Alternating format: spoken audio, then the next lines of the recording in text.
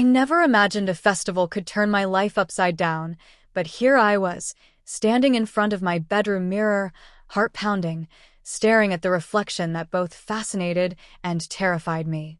My name is Alex, I'm 28, and on the surface, I live a life most people would call normal. I work at a marketing firm in the city, keeping schedules, meeting deadlines, and wearing the same safe, muted colors every day. To my colleagues, I am precise, dependable, and entirely unremarkable. But beneath that facade, there is a side of me I have kept hidden for years. A side that yearns for silk, lace, and flowing colors. A side that awakens whenever I close my apartment door behind me and allow myself to become someone entirely different, someone I've been longing to see in the mirror for as long as I can remember. I have always been drawn to the feminine not for reasons I could easily explain, not because it was a passing curiosity, but because it felt like a part of me that existed before I even understood myself. It started small, with scarves and nail polish, then progressed to skirts, blouses, and eventually dresses that made me gasp when I first slipped into them. The feeling was intoxicating. I felt alive in ways I could never articulate, and yet every thrill carried a shadow of fear. Fear of discovery, fear of judgment, fear of losing everything that I had carefully constructed in the normal world. Emma, my girlfriend, does not know this side of me. She is brilliant, funny, endlessly compassionate, and utterly conventional. I adore her, but the thought of revealing my secret fills me with a mix of dread and longing. Would she understand? Would she laugh? Or would she turn away, leaving me with the weight of years of hidden desires? I have tried to imagine telling her countless times, but each scenario ended with my tongue tied, my heart racing, and the safe choice winning out. Yet the secret persisted, growing sharper, more urgent, until it became impossible to ignore. The festival invitation arrived like a ticking clock. Emma was ecstatic when she showed it to me, eyes sparkling with excitement. "Alex, you have to come. It's the annual spring festival, and the dress code is gorgeous. Everyone will be in traditional attire, and it's going to be unforgettable." She sounded like a child counting down the days to a holiday. I smiled, nodded, and agreed, but my mind immediately drifted to the dress code. A closer look revealed the truth. Men were expected to wear simple tunics and trousers, while women wore elaborate, colorful dresses, flowing fabrics, delicate embroidery, and accessories that sparkled in the sunlight. The choice was clear. If I wanted to accompany Emma, I would have to step outside my comfort zone in a way I had never dared before. The thought of attending the festival in a dress both thrilled and terrified me. My apartment became a whirlwind of preparation that evening. I pulled out the dress I had secretly purchased weeks ago, a deep sapphire gown with intricate embroidery along the hem. The fabric was soft, almost liquid in its movement, and it clung to my body in ways that made me acutely aware of every curve, every line. I paired it with a simple pair of heels that felt precarious in my hands, unsure whether my feet could trust them. Then came the wig, shoulder-length and dark, framing my face and softening the sharpness of my jaw. Makeup was last foundation, blush, a light touch of eyeshadow, and mascara that made my eyes look larger, brighter, more open to the world. As I dressed, I felt a whirlwind of emotions. Excitement, fear, vulnerability, anticipation, and an almost guilty pleasure in the transformation that was taking place. My pulse raced with each layer of fabric, each brushstroke of makeup, until I barely recognized the person staring back at me in the mirror. I touched my face, my hands trembling slightly, and whispered to the reflection, "Who are you, really?" The answer came not in words but in the calm, almost serene confidence that washed over me. This version of myself had waited years to be seen, and now, finally, I could glimpse it. Emma's voice broke the reverie. "Alex, are you coming? We need to leave soon if we want to catch the parade." My stomach tightened. I forced a smile and adjusted the wig, trying to steady my breathing. "I'm just finishing up," I replied, my voice slightly higher than usual, betraying the anxiety I felt. I could hear her footsteps on the stairs outside my apartment, and every second felt like a countdown. The doorbell rang, a single chime that echoed like a warning. The festival loomed ahead, a public stage where my secret would no longer be confined to the privacy of my apartment. I felt a shiver run down my spine as I considered what I was about to do. Would anyone notice? Would I stumble in the unfamiliar heels, or worse, be discovered for who I truly was? And yet, beneath the fear, a spark of exhilaration ignited. For the first time in years, I felt the possibility of fully existing in the world, of embracing the side of me that had remained hidden, silent, and yearning. As I stepped toward the door, adjusting the hem of the dress and taking a deep breath, I realized there was no turning back. This festival would be the first test, the first challenge that would push me beyond the boundaries I had set for myself. And whether it ended in disaster or revelation, I knew that after today, nothing would ever be the same. Emma appeared at the door, her eyes widening slightly as she took in my appearance. "Alex, wow," she breathed, a mixture of surprise and admiration flickering across her face. I swallowed, my throat dry, and forced a laugh. "It's the dress code," I murmured, trying to sound casual while my heart pounded like a drum. She smiled, took my hand, and said, "Well, let's go then. You look amazing." Her words sent a mixture of relief and panic coursing through me. The world outside awaited, full of eyes and curiosity, but for the first time, I felt an undeniable, thrilling sense of courage. As we stepped into the evening air, the festival lights glittering in the distance, I couldn't help but feel that everything had changed. This was no longer just a festival. It was a stage, a test, and a revelation all at once. And somewhere deep inside, I knew that this night would define more than just my appearance. It would define who I was willing to be in the world, and what I was willing to risk to be seen, truly seen for the first time. The moment we stepped through the festival gates, I felt an electric jolt of anxiety and exhilaration. The air was filled with music, laughter, and the scent of blooming flowers mixed with food stalls. Streams of people in traditional attire flowed around us, women in flowing dresses with delicate embroidery, men in tunics and sashes, and children darting between their parents, eyes wide with excitement. Every step I took in the heels sent a tremor through my legs, reminding me of how foreign yet thrilling this experience was. Emma held my hand, her grip warm and reassuring. "See?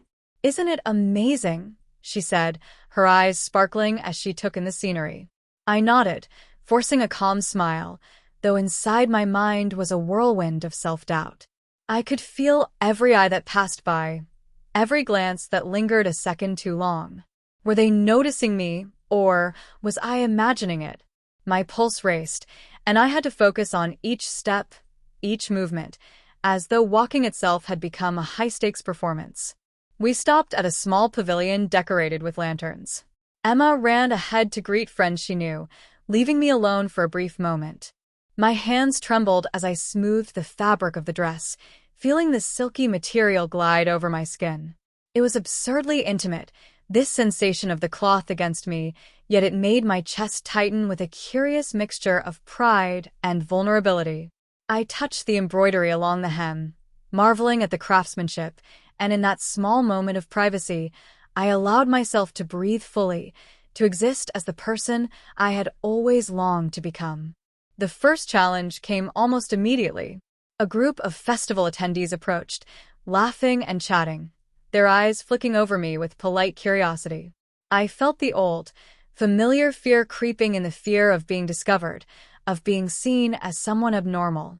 But then Emma appeared beside me, linking her arm with mine, her presence anchoring me. "Alex, they want to take a picture with us," she said brightly. My stomach twisted. A photograph meant exposure, a potential revelation of the secret I had carried so carefully. But I forced a nod, smiled, and let them guide us to the spot. The camera flashed, and I froze for an instant, feeling exposed in ways that went beyond mere clothing. Every detail, the wig slightly askew, my hands gripping the fabric in nervous tension, the faint flush on my cheeks was visible. I imagined what it would feel like if someone recognized me for who I truly was. And yet, beneath that fear, there was a thrilling sense of validation. For the first time, Someone else saw me as I wanted to be seen, not as the timid, cautious man who kept his desires locked away. Emma leaned closer, whispering, "You're doing amazing. I'm proud of you." Her words were like a lifeline. My breath caught, and a small smile tugged at my lips. In that moment, I realized that part of this transformation wasn't just about the dress or the makeup, it was about courage. The courage to step into the world fully, unafraid of judgment, even if only for a fleeting festival night. As we wandered deeper into the festival, I noticed subtle challenges at every turn. The heels that had seemed manageable at home became precarious on cobblestone paths. The dress that had felt secure now shifted with every movement, requiring constant adjustment. I caught myself glancing around, wondering who might be watching too closely, who might notice that I was not supposed to be wearing this attire. The thrill of secrecy mingled with the fear of exposure, creating a tension that made every heartbeat feel amplified. At one point, a young woman complimented my dress, her eyes bright.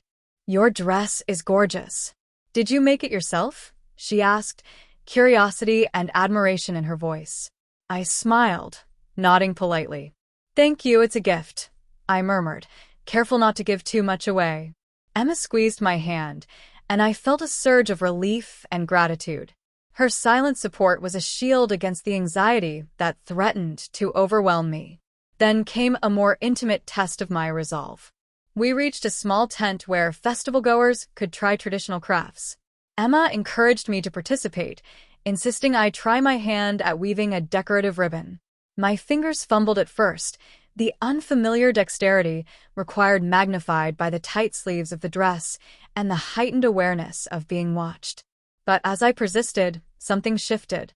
The anxiety softened, replaced by a sense of focus and immersion. I realized that these small acts, crafting, moving, interacting, were not just tests of skill but exercises in confidence, forcing me to inhabit my crossdressing persona fully. The sun dipped lower, casting golden light across the festival grounds. Shadows lengthened, and the bustling energy softened into a gentle hum. Emma suggested we take a break by a fountain, and we found a quiet spot. I sank onto the edge, adjusting the folds of the dress, feeling the fabric brush against my thighs. My mind wandered, reflecting on the journey that had brought me here. From secret dress-ups in my apartment to walking among strangers in full attire, each step had been a delicate negotiation between fear and desire. A sudden movement caught my attention. A man in traditional tunic clothing passed close by, his eyes lingering in a way that made my stomach knot. Had he noticed? Was he judging? I quickly looked away, focusing on the rippling water of the fountain. My hands fidgeted with the fabric, the sensation grounding me. It was a small, private act, but it reminded me of how much control I still had over my secret, even in this vulnerable, public setting. Emma leaned over, brushing a strand of hair from my face. "You're quiet," she said softly. I hesitated, then admitted, "I'm thinking. It's just everything feels different." She smiled knowingly. "I get that. But you're handling it beautifully. I promise." Her reassurance filled me with warmth, a stark contrast to the nervous energy still buzzing in my veins. As evening fell, the festival lights twinkled like stars brought to earth. Lanterns glowed in shades of red and gold, casting warm illumination across the grounds. The crowd's laughter, music, and chatter blended into a harmonious backdrop, amplifying the surreal sensation of being both hidden and exposed at once. Every step I took felt charged with meaning. The dress, the makeup, the heels, they were not mere clothing. They were symbols of the courage I had summoned, the risk I had chosen, and the person I was beginning to acknowledge within myself. But the tension was far from over. A sudden announcement over loudspeakers declared an upcoming parade, inviting all attendees to participate. My heart leapt. The idea of marching among dozens of people, visible to everyone, made my palms sweat. Emma's eyes sparkled with excitement. "Come on. We have to join," she urged. I swallowed, feeling the weight of the decision. Participation would mean complete exposure, a test of every nerve and every ounce of courage I had managed to summon so far.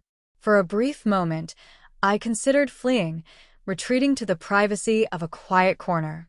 But then I saw her, Emma, waiting with a smile, hand outstretched. The decision crystallized in my mind. I would go forward, not as the man everyone assumed me to be, but as the person I had longed to be, even if only for a night. I took a deep breath, adjusted the hem of the dress, and stepped into the parade line, heels clicking softly against the cobblestones, heart pounding, mind racing. Every eye that met mine, every curious glance, every whispered comment became a thread in the tapestry of tension and exhilaration that now wrapped tightly around me. The crowd moved as one, a river of color and motion, and I walked with them, aware of every sway of the fabric, every subtle shift in my posture, every tiny detail that could betray or affirm my secret. I could feel the dress hugging my body, the wig brushing my shoulders, the makeup accentuating my features in ways that felt surreal. Each moment was a delicate balance of fear and thrill, uncertainty and exhilaration. As we rounded the first corner of the parade, a sudden jolt of panic hit me. A child ran too close to my heels, almost tripping me. I staggered slightly, and the crowd parted instinctively, their laughter and attention momentarily focused elsewhere. I steadied myself, heart hammering, palms sweaty, and realized that this was exactly what made the night so electrifying. Every step was a gamble, every glance a potential revelation, and yet the exhilaration of living fully in this hidden part of myself was intoxicating beyond words. Hours seemed to blend into moments, every experience amplifying both my fear and my delight. I felt exposed, vulnerable, yet powerful in a way I had never known. The festival was no longer just a public event, it was a crucible, testing the limits of courage, secrecy, and self-acceptance. And through it all, Emma's unwavering presence reminded me that I was not alone, that my choices, however daring, were met with support and care. By the time the parade wound to its conclusion, I was exhausted, exhilarated, and undeniably transformed. Not just in appearance, but in essence. The dress, the heels, the makeup, they had been vessels through which I discovered a new dimension of myself, a side that demanded acknowledgement, respect, and space to breathe. I had stepped into the world fully, risking exposure and judgment, and had emerged exhilarated, alive, and more aware of who I truly was than ever before. Little did I know, the festival had one more test waiting, one final twist that would push me to the brink, forcing me to confront not just how I appeared, but who I was willing to become in the face of fear, scrutiny, and the delicate balance of secrecy and revelation. The festival had reached a point where the sun had fully dipped behind the horizon, and the lantern's soft glow created a surreal, almost magical atmosphere. I was still walking beside Emma, every step in the heels reminding me of how fragile yet exhilarating this transformation truly was. But the sense of exhilaration was now accompanied by a gnawing tension that I could not ignore. Every glance, every whisper from the crowd, felt amplified. I could sense that any small misstep could reveal my secret, a truth I had guarded for years. We approached the main stage where performers and participants gathered for the final ceremony. The crowd surged forward, anticipation buzzing in the air. Emma's grip on my hand tightened slightly. "It's almost time," she said, excitement and nerves blending in her tone. I nodded, forcing a smile even as my stomach twisted. The idea of standing there, fully exposed in the sapphire dress, with everyone watching, was both terrifying and intoxicating. A sudden jolt of panic hit me as I realized my wig had shifted slightly, exposing the natural line of my hair. My fingers fumbled to adjust it, but the movement drew attention. I could feel eyes on me, a mixture of curiosity and subtle judgment. Emma leaned closer, whispering, "It looks perfect. Don't worry." Her reassurance was a balm, but my heart raced as I scanned the crowd. Every person seemed like a potential threat to my carefully constructed illusion. Then it happened. A man, unfamiliar and stern-looking, approached the stage area, his gaze locking onto me. His expression was unreadable, but his focus made my skin prickle. Emma, sensing my tension, whispered, "Ignore him. He's just part of the organizers, I think." But my instinct screamed otherwise. What if he knew? What if he saw through the dress, the makeup, the persona I had carefully crafted? The ceremony began, and performers in elaborate costumes moved gracefully across the stage. I tried to immerse myself in the spectacle, letting the music and lights draw my attention away from the mounting anxiety. But the man's presence lingered like a shadow at the edge of my awareness. Every cheer, every clap, every flash of a camera became a test of my composure. My body felt taut, every muscle alert, every heartbeat a drumbeat of suspense. Emma leaned toward me, her voice a soft anchor. "You're doing amazing.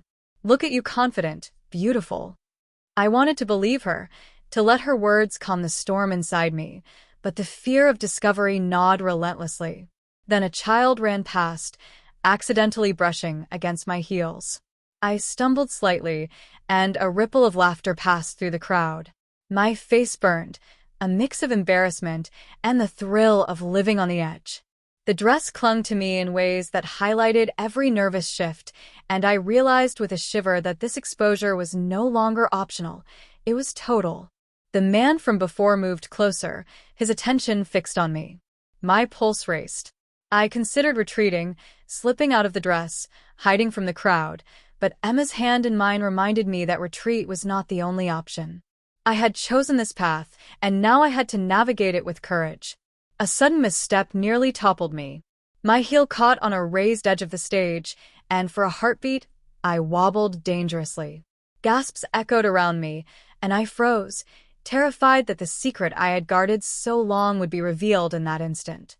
But Emma's quick reflexes steadied me, her hands firm on my waist, her eyes locking with mine. "You've got this," she whispered.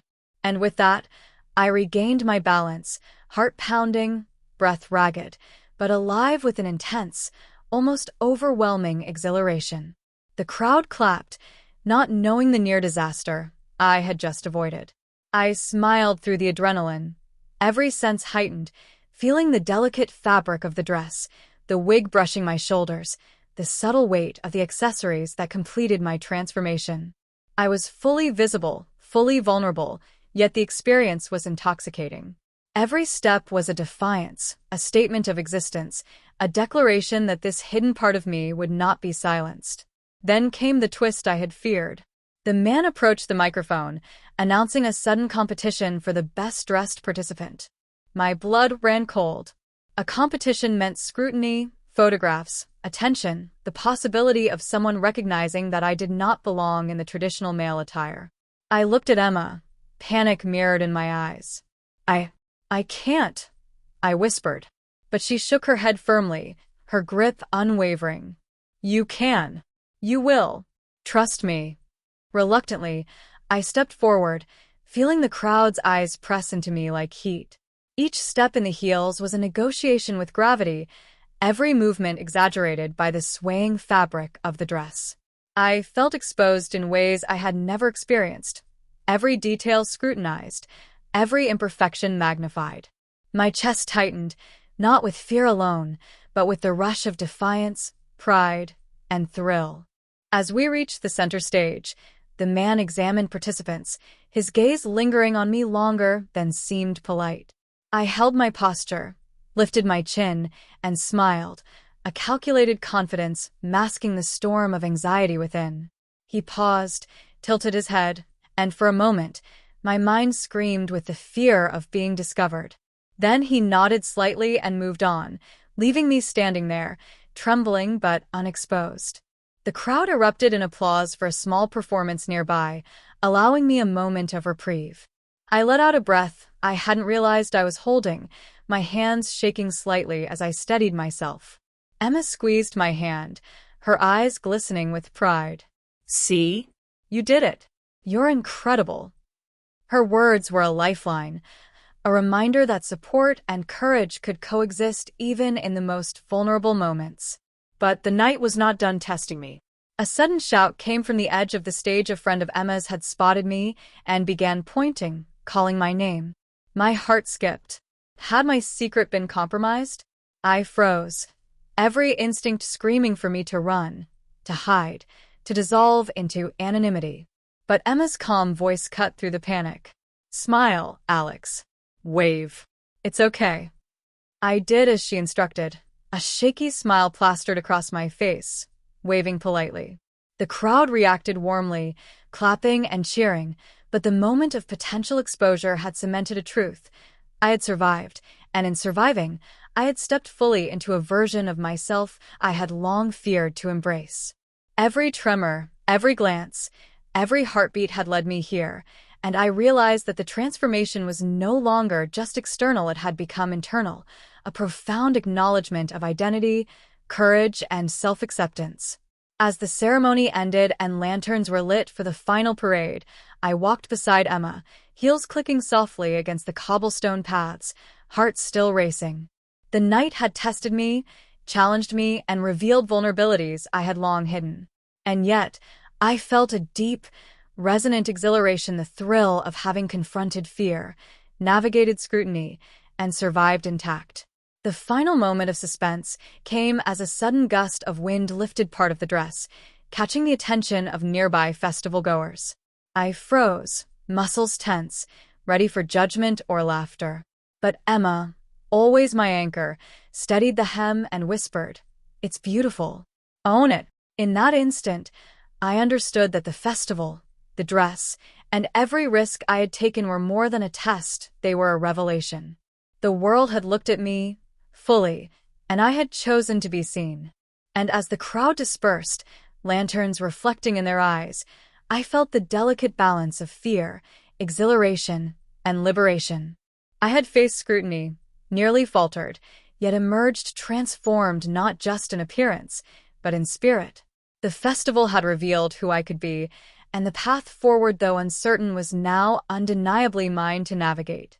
Little did I know, the consequences of this night were far from over. The choices I had made, the exposure I had risked, and the exhilaration I had embraced would ripple far beyond the festival grounds, forcing me to confront secrets, identity, and courage in ways I could not yet imagine. As the festival began to wind down, the lanterns casting soft, golden light over the remaining crowds, I felt a mixture of relief and lingering tension. Every step back toward the exit made my heart pound, not from the exertion of heels, but from the awareness of the choices I had made and the secrets I had risked exposing. Emma walked beside me, her hand warm in mine, her smile a reassuring constant, yet I couldn't shake the sensation that the night was not yet finished with me. We reached a quieter part of the festival grounds, where the lanterns flickered against the gentle evening breeze. The music faded into the background, replaced by the rustle of leaves and distant chatter. I stopped for a moment, adjusting the hem of my dress, feeling the delicate embroidery against my fingers. The dress had become more than fabric, it was a symbol of courage, of stepping into a part of myself I had long denied. I breathed deeply, trying to calm the whirlwind of thoughts that had been racing since the first step into the festival.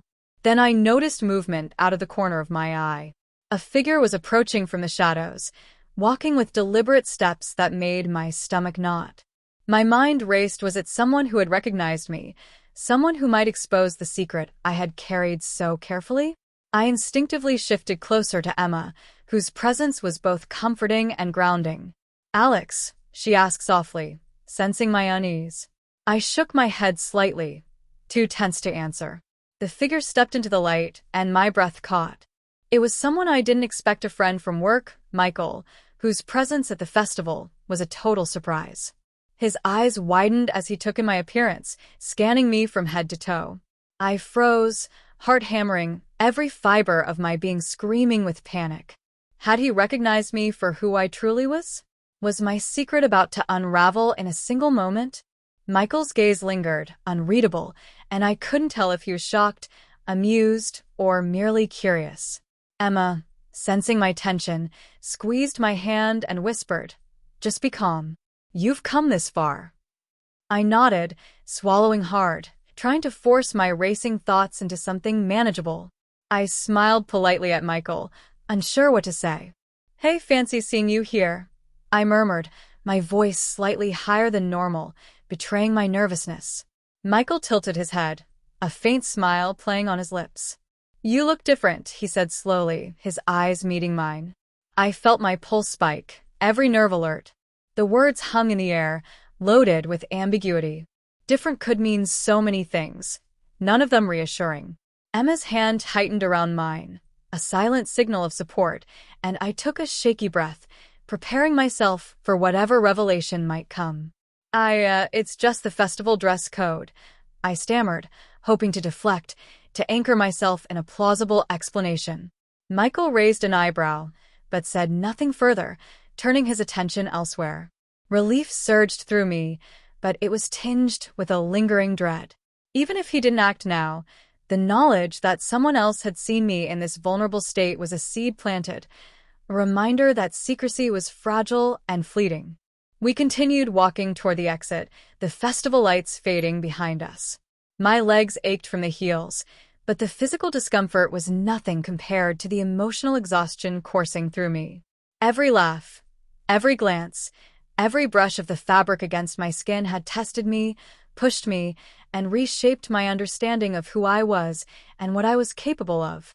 The sapphire dress, the wig, the makeup, they had been more than clothing. They had been a mirror, reflecting a truth I could no longer ignore. As we reached the street outside the festival grounds, Emma paused, looking at me with a mixture of curiosity and admiration. "Alex, you really were amazing tonight," she said softly. I smiled, a mixture of relief and lingering tension coloring my expression. "Thanks.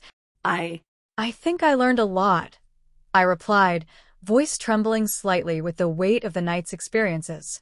But just as I began to relax, a familiar ringtone echoed through the quiet street. I reached into my pocket, heart sinking as I saw the caller ID. It was my phone, a message preview flashing ominously across the screen. "We need to talk. Meet me now."